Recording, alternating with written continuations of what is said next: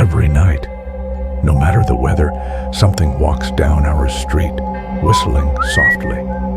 You can only hear it if you're in the living room or the kitchen when they walk by. And it always starts at exactly 3:03. The sound starts faint, somewhere near the beginning of the lane, near the Carson place. We're towards the middle of the street, so the whistling moves past us before fading away in the direction of the cul-de-sac.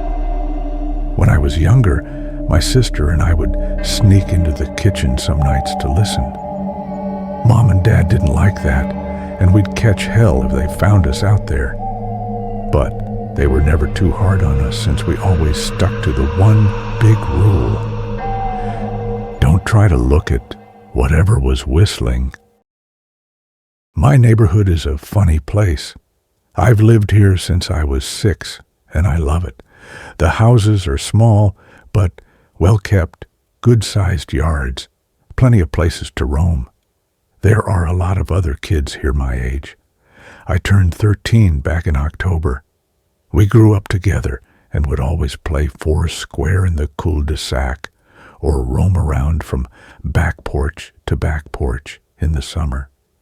This was a good place to grow up. I'm old enough to see it. And there's only the two strange things here: the night whistling and the good luck.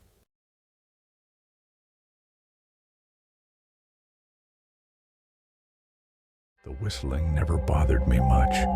Like I said, I couldn't even hear it from my bedroom. But Mom and Dad don't like talking about it, so I've stopped asking questions. My dad is a strong guy, tall and calm. He has an accent since he moved to the U.S. as a kid. His family, my grandparents, they're from the islands. That's what they call it. My dad, the only time he isn't so calm is if the whistler comes up. He talks a little quicker then, eyes move faster, and he tells us not to think about it so much and to always remember the one rule, the big rule. Don't try to look outside when the whistler goes past. Not that we could look even if we wanted. See, there are shutters on the inside of every window, thick pieces of heavy canvas that pull down from the top and latch to the bottom of the window frame.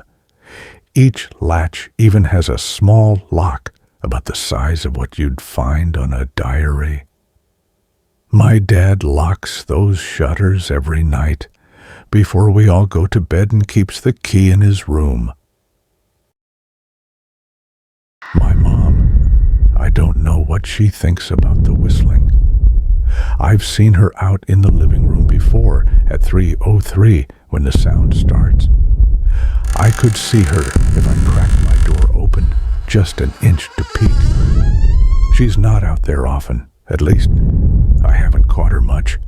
But once or twice a month I think she sits out there on our big red couch just listening.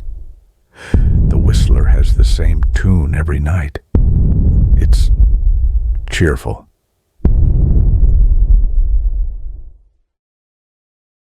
Remember how I said there are two odd things about where I live?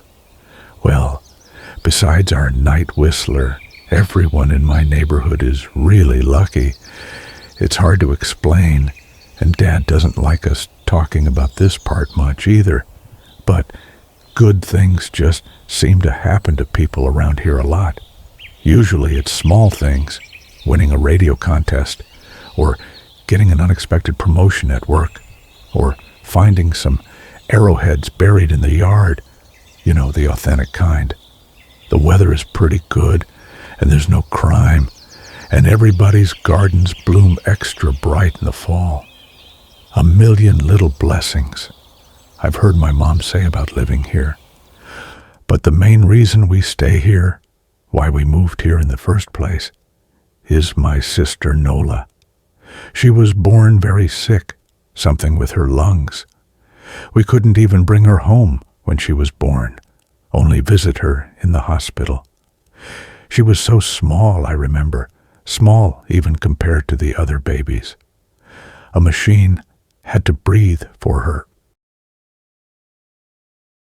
We moved into our house here to be closer to the hospital. As soon as we moved here, Nola started getting better.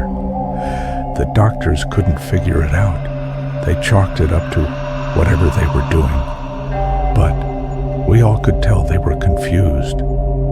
But my parents knew, even I knew, Nola getting better was just another of the million little blessings we got for living in our neighborhood. So that's why we stayed, even after we found out that for every small miracle that happens here every day, now and then, some bad things happen. But they only happen if you look for the Whistler. See, our neighborhood has a welcoming committee. They show up with macaroni casserole and a gift basket and a manila folder whenever someone new moves in. They're very friendly. 4 people showed up when we moved in 7 years ago. The committee made small talk, gave me a chocolate bar, and took turns holding Nola. It was her first week out of the hospital, so they were extra careful. Then the committee asked to speak to my parents in private, so I was sent to my room, where I still managed to hear nearly every word.